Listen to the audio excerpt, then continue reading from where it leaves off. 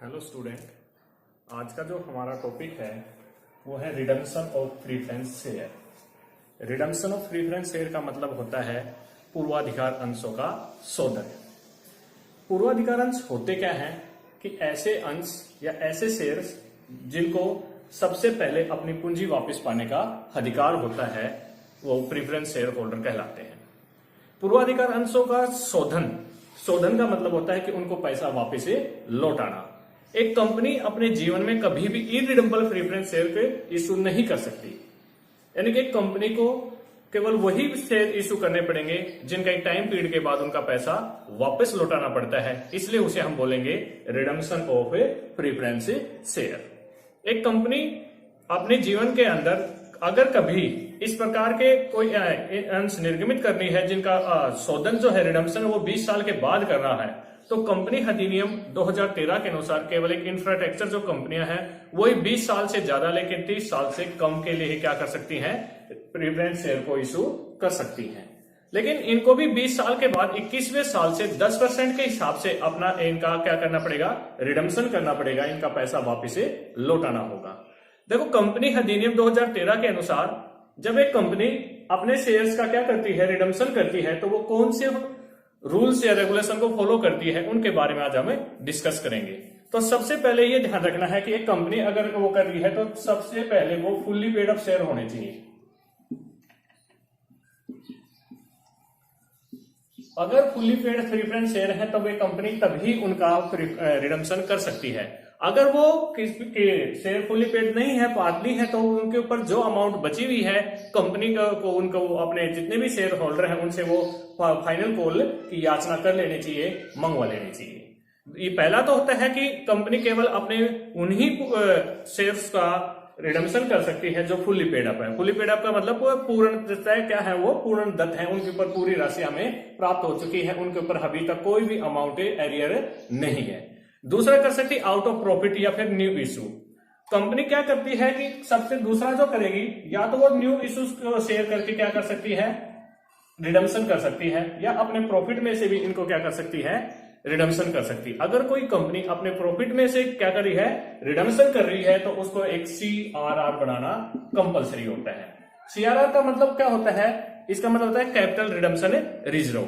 Capital redemption reserve का मतलब क्या होता है कि कंपनी को जो जितने की अमाउंट्स का वो रिडम्पशन करना चाह रही है अपने प्रॉफिट में से उसका इतना ही हिस्सा अपने CRR में ट्रांसफर करना कंपलसरी होता है। यानी कि जो फेस वैल्यू होती है कंपनी की, उसको कंपनी की फेस वैल्यू के बराबर की राशि कहां जानी चाहिए, CRR के अंदर। देखो, CRR कंपनी की जो कैपिटल रिडम्पशन रिजर्व है उसमें जितनी अमाउंट होगी उतने के अमाउंट के हिसाब से ही हमारे को जो शेयर है उनका हम क्या कर सकते हैं, रिडम्पशन कर सकते हैं। नेक्स्ट कहता है कि पूर्वाधिकार जो अंश होते हैं उनका अगर शोधन कंपनी अपनी पूंजी में से कर रही है तो इससे कंपनी की पूंजी में कमी नहीं माना जा सकता, क्योंकि देखो इनका रिडम्पशन करने के बाद भी इस कंपनी का क्या होते हैं, हिस्सा होते हैं।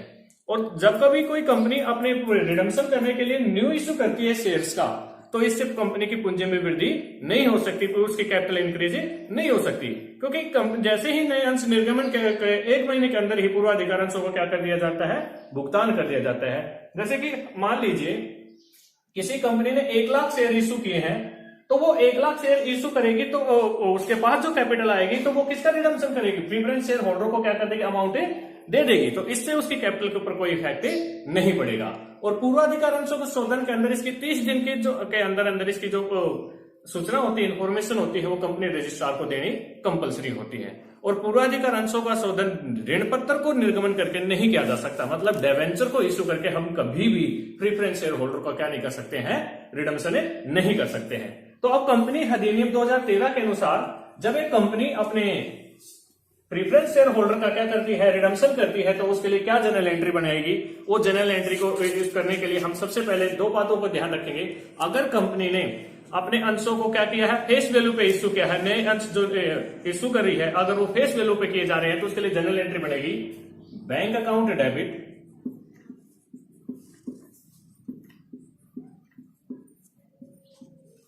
To share application and allotment account. सबसे पहली जो जनरल एंट्री बनेगी bank account debit to share application and allotment account.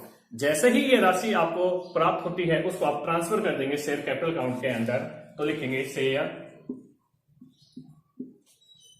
Application and allotment account debit to share capital account, to share capital account. मतलब कि जैसे ही हमारे को राशि प्राप्त हुई है एप्लीकेशन की, हमने उसको कहां ट्रांसफर कर दिया है, कैपिटल अकाउंट के अंदर। दूसरा आता है, अगर हमने कंपनी अधिनियम 2013 के अनुसार अगर अंशों को हम प्रीमियम पे इश्यू कर रहे हैं तो जनरल एंट्री क्या बनेगी, bank account debit to share application and allotment account, share application and allotment account debit to share capital account, और एक और हमारी वो बन जाएगी टू सिक्योरिटी प्रीमियम अकाउंट। इसका मतलब क्या है कि हमने अपने अंशों को किस पे इश्यू किया है, अपने प्रीमियम पे, क्योंकि जो सिक्योरिटी प्रीमियम की अमाउंट है वो कहां आ जाएगी, हमारे क्रेडिट साइड के अंदर, जिसकी जनरल एंट्री क्या बनेगी, bank account debit to share application and allotment account, share application and allotment account debit to share capital account to security premium account. अगर कोई कंपनी जब अपने प्रीफरेंस शेयर होल्डर का रिडम्पशन करती है, अगर वो उसको प्रीमियम देना चाहती है, तो ऐसा जो प्रीमियम होता है वो कंपनी के लिए लॉस होता है, हानि होती है, और इस हानि की जो पूर्ति है वो कहां से की जाएगी, सिक्योरिटी प्रीमियम अकाउंट से। अगर कंपनी के पास सिक्योरिटी प्रीमियम अकाउंट में अगर पर्याप्त शेष नहीं है तो वो किसको यूज कर सकती है, सरप्लस को भी यूज कर सकती है। तो इसके लिए जनरल एंट्री कैसे बनाएगी, तो सबसे पहले लिखेगी सिक्योरिटी प्रीमियम अकाउंट डेबिट, किसी भी प्रकार का कोई भी अगर उसके पास वो है क्या बोलते हैं सरप्लस बचा हुआ है या किसी प्रकार का कोई भी रिजर्व है, उनको वो क्या कर लेगी, यूज कर लेगी। तो लिखेगी सरप्लस अकाउंट या ऑल रिजर्व अकाउंट डेबिट। किसी भी टाइप का अगर उसके पास रिजर्व है, उसका किसी भी प्रकार का सरप्लस हो, उसको यूज करेगी। और यहां लिखेगी to premium on redemption. Company ने क्या कर दिया है, अपने प्रीमियम के ऊपर उनको क्या कर दिया है, उसको रिडम्पशन कर रही है, किसका, शेयर, अपने जो भी प्रीफरेंस शेयर है उनका। अगर कोई कंपनी इसके बाद जो राशि पूर्वाधिकांशों को देनी होती है प्रीमियम को छोड़कर, उस राशि की तुलना के लिए नए जो हमने निर्गमन से प्राप्त जो राशि हुई है उसकी तुलना की जाएगी। अगर वो हमारी इक्वल है तो ठीक, अगर नहीं है तो उसके लिए क्या किया जाएगा, surplus account debit. General entry जो बढ़ेगी,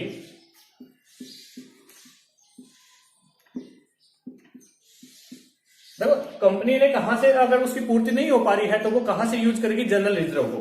तो लिखेगी जनरल रिजर्व अकाउंट डेबिट। और क्या कर रही है, वो अपने उसको जो अमाउंट है उसको ट्रांसफर किया था, कहां क्या रही थी उसने, टू CRR, मतलब कैपिटल रिडम्पशन रिजर्व के अंदर। तो ये हमारी जनरल एंट्री बनेगी surplus account debit, general reserve account debit to capital redemption reserve account. अगर हमने जो अमाउंट है जो शेयर होल्डर को देनी है या तो उसको कुल जो राशि बनती है उसको अगर हम पे करेंगे तो उसके लिए क्या बनेगी, रिडम्पशन। हम किसको कर रहे हैं, प्रीफरेंस शेयर होल्डरों को। तो लिखेंगे redemption preference share capital account debit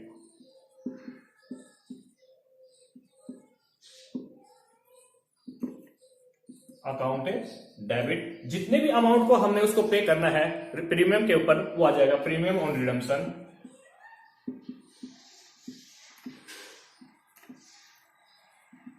account debit.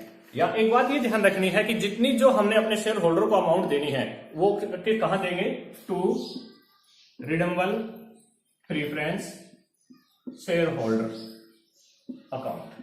और जब शेयर होल्डर को अमाउंट दी जाएगी वो बैंक से दी जाएगी, तो लिखा जाएगा redeemable preference share holder account debit to bank account. कि हमने जितने भी शेयर होल्डर हैं हमारे, जिनका हमने रिडम्पशन कर रहे हैं, उनके अमाउंट दे देंगे रिडम्बल और preference share holder account debit to bank account से। Thank you.